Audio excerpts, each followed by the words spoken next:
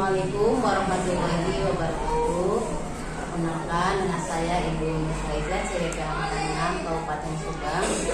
Kali ini saya akan berwawancara atau mewawancarai Kepala Sekolah SMP Negeri Parona, kepala sekolah yang berada di lingkungan calon guru penggerak Angkatan 6. Kali ini saya akan mewawancarai Bapak Kepala Sekolah, yaitu Bapak Rahmatullah. Ya, sebelumnya saya sudah berkoordinasi atau berkomunikasi terlebih dahulu. Alhamdulillah Bapak Rahmatullah bisa meluangkan waktunya untuk diwawancari oleh saya. Assalamualaikum, Bu. Waalaikumsalam. Gimana? Ada apa dulu? Ada Pak? Gimana? Ya, ini saya mau minta waktu dengan Bapak yang kemarin saya sudah koordinasi dengan Bapak, minta waktunya untuk diwawancara. Oh, itu yang soal apa? Tugas CGP ya? Ya, betul, tugas saya Angkatan 6 Angkatan Kabupaten Subang, yaitu berkaitan dengan modul yang saya pelajari kali ini, Pak. Itu yang kali ini saya modul yang 3.1, yaitu mengenai materi modul pengambilan keputusan yang berbasis nilai-nilai kebajikan. Di sini saya akan mewawancarai tentang Bapak Kepala Sekolah SMP Parona yang di lingkungan sekolah saya gitu ya, kayak selain mewawancarai di SMP Parona, saya juga sudah mewawancarai sekolah saya sendiri di tempat di Teknik Sana, kemarin sudah dilakukan, dan sekarang saya akan mewawancarai kepala sekolah yang kedua. Di sini berkaitan dengan modul yang dalam pengambilan keputusan yang mempunyai nilai-nilai kebajikan. Di sini Bapak sebagai kepala sekolah ya, mungkin sudah pastilah di dalam suatu lembaga ataupun sekolah, Bapak sering menemukan atau dihadapkan pada sebuah kasus ya. Kasus di sini merupakan ada kasus yang merupakan kasus dilema etika, ada juga kasus yang termasuk rujukan moral. Bagaimana Bapak bisa mengidentifikasi apakah itu kasus termasuk dilema etika ataupun rujukan moral? Oke, pertama perkenalan dulu. Nama saya Rahmatullah, Kepala SMP Negeri Parona, Pusaka Jaya, yang bertempat di Subang. Untuk menyikapi pertanyaan Ibu Nurfaidah, bahwasanya pasti ya di semua lembaga pendidikan pasti ada kasus, entah itu sekolah bonafit, entah itu sekolah kecil, entah itu sekolah berbasis agama, entah itu sekolah berbasis nasional ataupun standar nasional atau standar Indonesia, pasti ada kasus, ada permasalahannya. Nah, tinggal nanti apakah kepala sekolah dengan bijak cara menyelesaikan bagaimana, ataupun bisa diselesaikan dengan seluruh warga sekolah. Nah, untuk permasalahan yang pertama yaitu permasalahan dilema etika. Kalau tidak salah, pengertian dari dilema etika adalah sebuah sekolah atau kepala sekolah yang dihadapkan oleh satu kasus yang mana kasus tersebut ada indikasi benar dan benar, artinya positif dengan positif.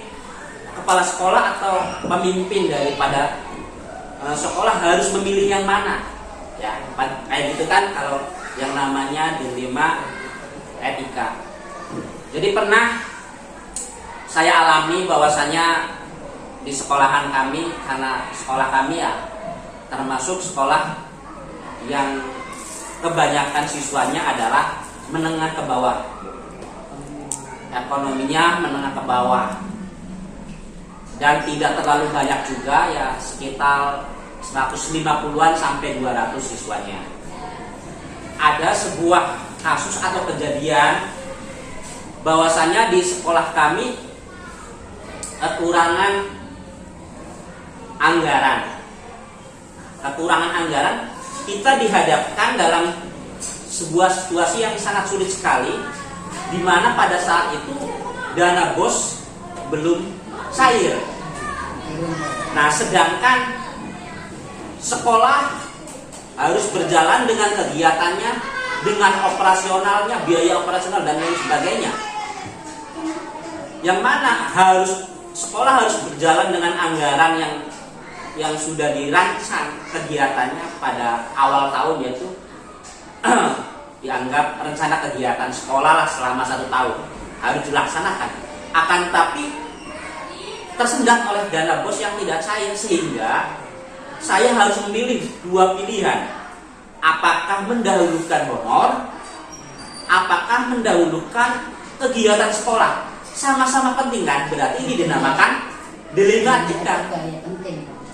Kalau tidak mendahulukan biaya guru pastinya untuk berangkat untuk kehidupan sehari-harinya nggak ada, sehingga bisa saja terjadi nggak sekolah, ya nggak. Kalau tidak anggaran sekolah tidak jalan, kegiatan juga tidak akan berjalan. Dua-duanya penting. Semua penting. Dihadapkan 2 persoalan ini.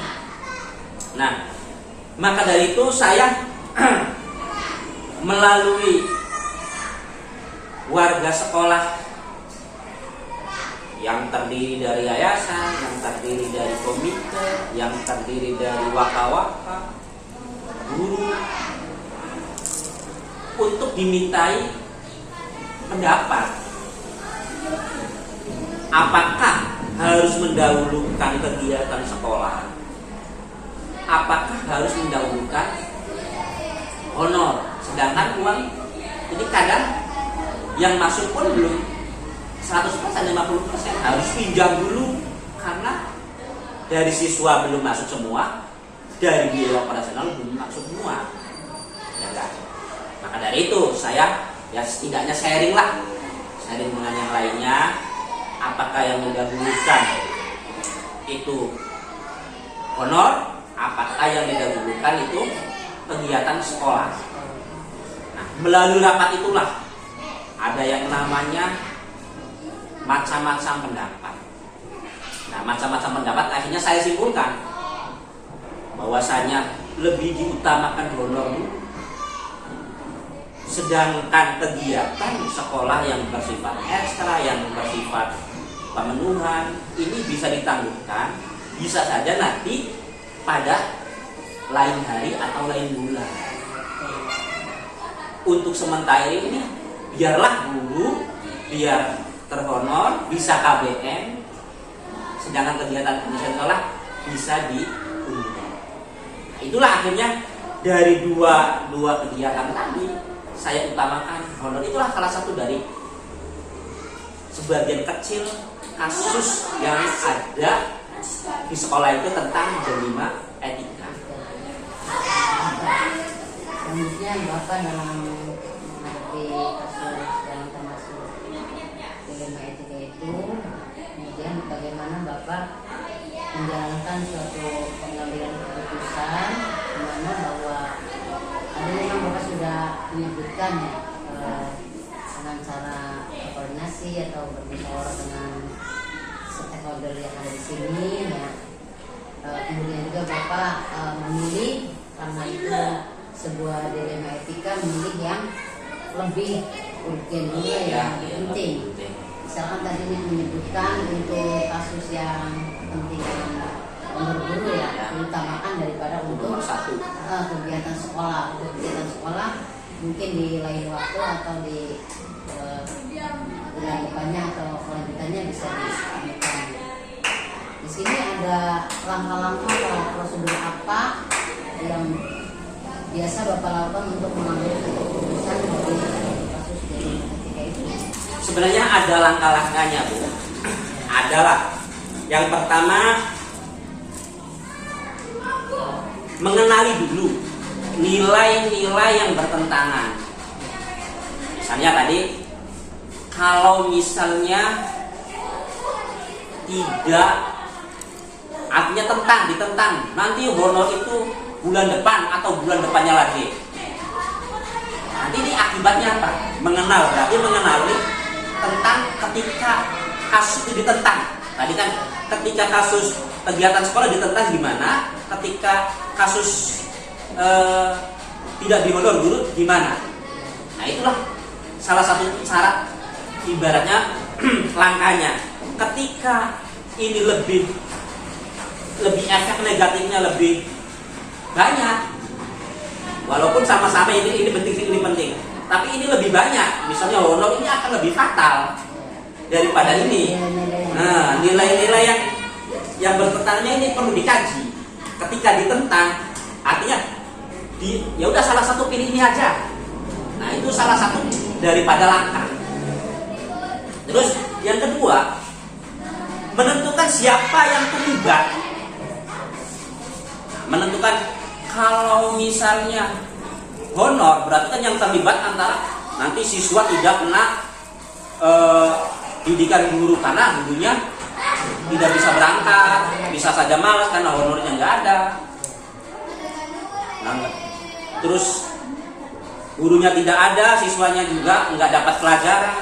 Nah, misalnya kalau kegiatan sekolah yang urgen, misalnya walaupun sama-sama urgen, ini lebih sedikit, hanya imbasnya terpending dari hari ini atau minggu ini bisa diunggulkan. Berarti kan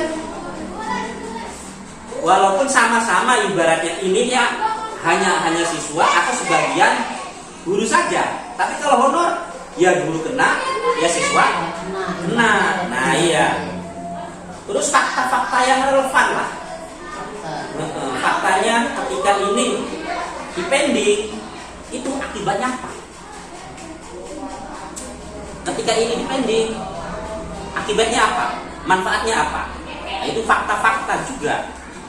Terus yang keempat, ketika mendahulukan ini, walaupun ibaratnya sama-sama penting, benar sama-sama benar, tapi ketika ini di benar atau salahnya, pelangkah sayanya ketika ini itu lebih dosanya saya itu lebih banyak ketika mengabaikan guru karena akan terabaikan siswa, dan sedangkan kegiatan siswa ya mungkin sebagian saja. Terus yang keempat, mencari solusi ya tadi bisa saja dari keluarga bagaimana mencarikan dana, ataupun teman bagaimana ada teman gaya yang bisa dipinjamkan. Dan yang paling utama itu di yayasan masih ada enggak ibaratnya uang kas di yayasan untuk dipinjam. Nah itu solusi. Ketika tidak bisa ya otomatis honor saja. Ketika bisa dua-duanya ya laksanakan. Mungkin itu adalah langkah-langkahnya, Bu. Sehingga kita atau saya semuanya bisa berjalan. Bukan tadi Bapak sudah menyebutkan langkah-langkah ya. Kemudian selain itu apakah ada hal-hal atau trik-trik lain selain mencari solusi, ya kalau solusinya selain itu apalagi untuk menangani kasus yang berkaitan dengan dilema itu, atau bagaimana Bapak mengambil keputusan dalam kasus tersebut atau kasus-kasus yang lain? Ya kalau masalah trik kan ibaratnya mirip dengan langkah ya, langkah-langkahnya. Kalau tadi kan hanya langkah-langkah, ibaratnya kan kita secara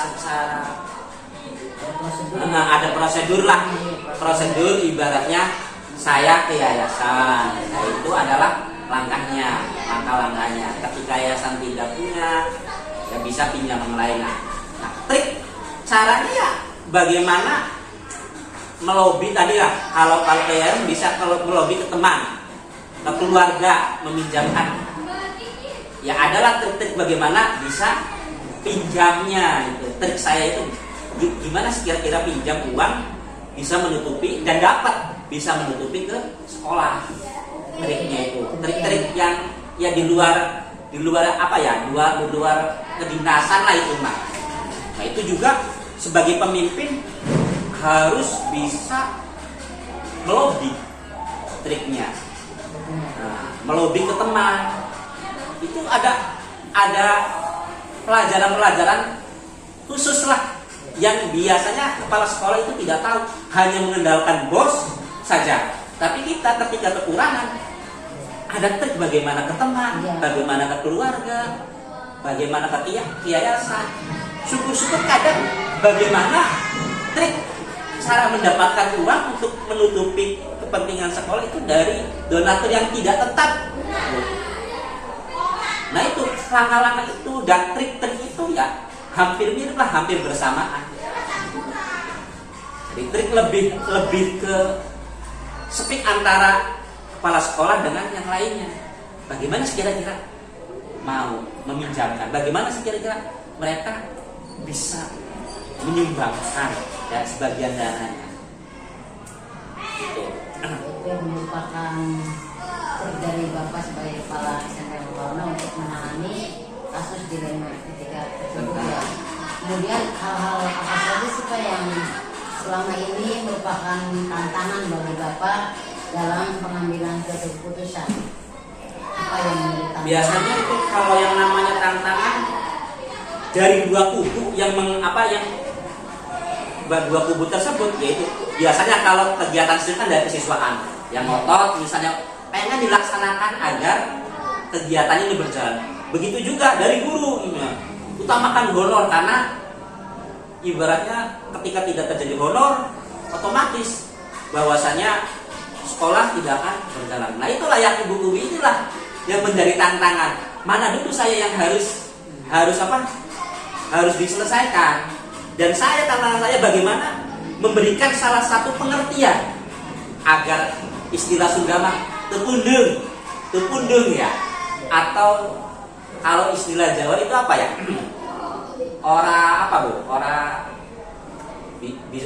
Biasanya itu apa? Pokoknya orang mundungi. Nah, mundungi. Kalau Jawa mundungi, kalau Sunda undung.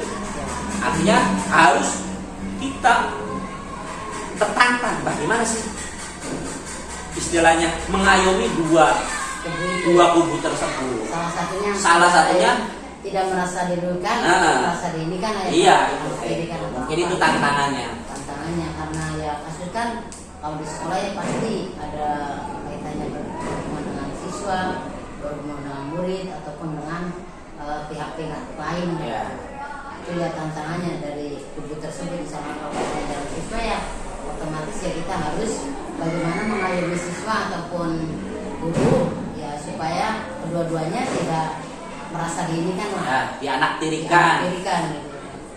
Kemudian di sini apakah Bapak dalam mengambil suatu keputusan ini ada jeda waktu tertentu atau membutuhkan waktu yang lama atau Bapak mengambil keputusan itu secara langsung? Nah kalau di masalah ini yang saya contohkan tadi antara honor dan kegiatan itu ya rasa jedanya juga agak lama. Ya semingguan lah kalau untuk masalah honor. Karena perlu bicara dengan yang lain, merayu orang lain, melalui ya trik-trik dan istilahnya cara lah agar pihak yang ketiga bisa meminjamkan uang atau pihak ketiga bisa menyumbangkan uang. Jadi perlu jeda, nggak seperti ibaratnya kegiatan sekolah atau kasus seperti ini harus selesai. Kalau misalnya dilema yang lain bisa saja. Nah, jadi tergantung dilema etikanya. Apa dulu? Ketika yang sifatnya insidental, ya harus cepat. Misalnya kayak kasus-kasus yang lain, ya. Seperti itu saya harus menyelesaikan tawuran anak yang sekiranya harus diselesaikan ataupun kasus-kasus yang lain. Ya. Tapi kalau masalah honor dengan kegiatan siswa ini lah, ya perlu waktu karena menyangkut dana yang perlu pihak ketiga.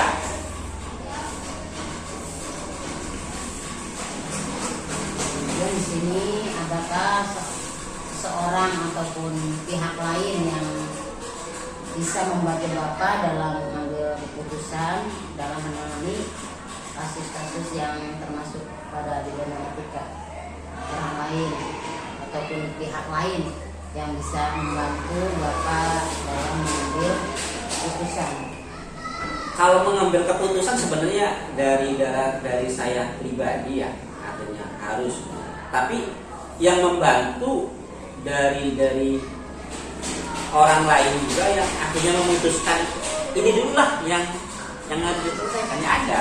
Ya tadi saya sudah contohkan ketika saya soal ke Yayas tentang keadaan sekolah begini dan sementara ini antara kegiatan dan honor terganggu, mungkin masukan ini adalah salah satu menjadi bahan pertimbangan yang membantu saya untuk memutuskan masalah tersebut. Pihak mana yang Ya yayasan, ya. terus ada komite juga, dewan komite ya dibutuhkan. Kadang keluarga itu juga membantu. Karena bagaimanapun biasanya kalau sifatnya yayasan, sekolah swasta, apalagi kepala sekolah seperti saya ini harus banyak cerita dengan istri tentang keadaan sekolah sehingga waktu tadi bincang. Ya. Guru tadi apa Pak? Kalau guru sementara ini untuk honor nggak ada, tapi kalau untuk kegiatan siswa ya ada, artinya memberikan masukan lebih diutamakan lah sobat honor guru karena ini bisa dipending, bisa dialih gantikan tanpa biaya atau caranya gimana saja itulah buat guru-guru yang lain ada Itu sudah dilibatkan ya dilibatkan bisa dilibatkan. Kemudian di sini ada satu pertanyaan dari wawancara saya, dari semua hal yang tadi sudah disampaikan oleh Bapak, mungkin ada pembelajaran ataupun suatu hal hikmah ya yang bisa dipetik oleh Bapak dalam mengambil keputusan tentang kasus-kasus yang termasuk dilema etika. Ada hikmah apa atau yang bisa dipetik, pembelajaran apa sih yang Bapak sebagai kepala sekolah gimana dalam mengambil keputusan? Kalau mungkin hikmah sebenarnya kalau hal-hal yang seperti itu ada banyak sekali ya. Salah satunya contoh adalah ibarat betapa beratnya ya menjadi seorang pemimpin ketika menjalankan sebuah roda di sekolah yang mana sekolah ini sangat minim sekali dari keuangan. Nah, akhirnya mendewasakan saya sendiri untuk ibaratnya mencari donatur menghidupi sekolah, sehingga saya nikmati di luarnya itu bisa bagaimana cara sih menghidupi keluarga agar sejahtera. Artinya bukan di sekolah saja hikmah tersebut untuk mencari, akan tapi di dalam keluarga kita menjadi dewasa. Yang kedua menjadi dewasa lah dengan adanya kasus yang harus diselesaikan, saling dewasa, mendewasakan kepada kita, mendewasakan guru bahwasanya yang namanya kehidupan tidak mulus, tidak selalu keuangan itu ada terus, ada saatnya tidak ada. Ketika tidak ada, apakah harus bersabar, apakah harus usaha. Nah, akhirnya kan menumbuhkan kedewasaan kepada kita, kepada guru, bahwasanya ketika dalam posisi seperti ini harus banyak sabar, kita semakin dewasa. Terus yang ketiga bisa juga hikmahnya dengan adanya kasus seperti ini, kita itu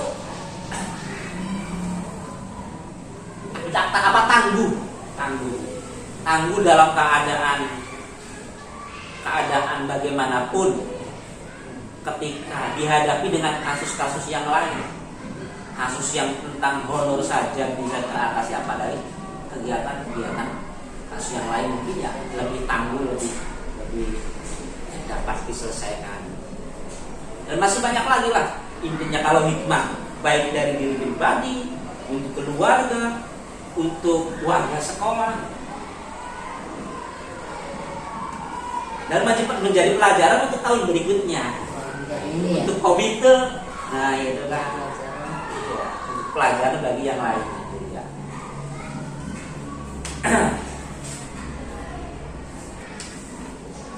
Baik Bapak, ini terima kasih atas wawancaranya. Sama-sama. Ya, dari jawaban dari Bapak saya bisa simpulkan ya, bahwa Bapak sebagai kepala SMP Parona di sini sudah menyampaikan beberapa informasi. Yang pertama, bahwa dalam mengambil sebuah keputusan terhadap kasus-kasus yang termasuk dilema etika, ya tadi kasusnya sudah disebutkan oleh Bapak Rahmatullah yang mengenai dilema yang kaitannya dengan honor guru dan kegiatan siswa, maka Bapak memilih untuk memutuskan yang lebih urgen ya terlebih dahulu, karena nilai-nilai yang bertentangannya lebih banyak, maka mendahulukan yaitu penghonoran guru terlebih dahulu ya Pak ya.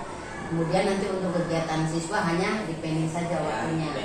Kemudian langkah-langkahnya Pak Rahmatullah dalam memutuskan sebuah putusan di sini harus mengenali dulu nilai-nilai yang bertentangan, apakah bertentangan atau tidak, atau yang lebih bertentangannya banyak demikian, maka itu yang diutamakan. Kemudian juga siapa yang terlibat ya di situ, apakah siswa saja atau siswa banyak ataupun guru juga ya di sini. Kemudian harus faktor-faktor apa yang relevan, harus mencari bukan faktor fakta apa yang lebih relevan. Kemudian harus mendahulukan yang lebih penting, bukan berarti itu tidak penting ya, tapi yang lebih pentingnya.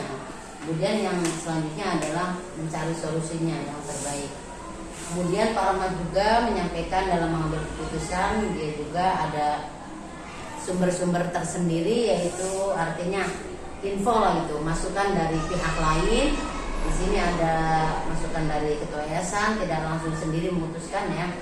Kemudian ada komite sekolah, termasuk juga keluarga yang lebih penting, dan juga guru dilibatkan.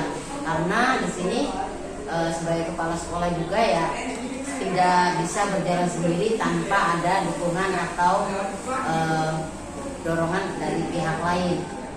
Bapak Rahmatullah juga tadi sudah menyimpulkan bahwa apa yang telah disampaikan dari sebuah kasus-kasus yang telah disebutkan tadi tentang dilema etika, ada suatu hikmah ya yang bisa dipetik, yaitu di sini menyebutkan akan lebih mendewasakan Bapak Rahmatullah sebagai kepala sekolah ya, agar lebih dewasa lagi dalam menghadapi suatu kasus ataupun yang dihadapi di sekolah SMP Corona ini.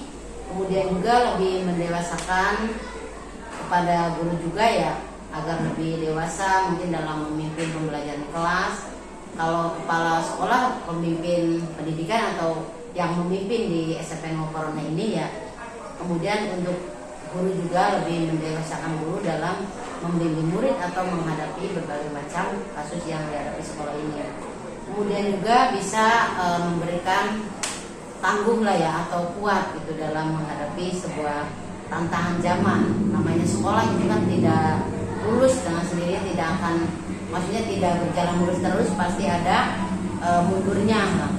Itu terutama dalam masalah pembuangan atau penghonoran dengan guru ya, menjadi masalah utamanya.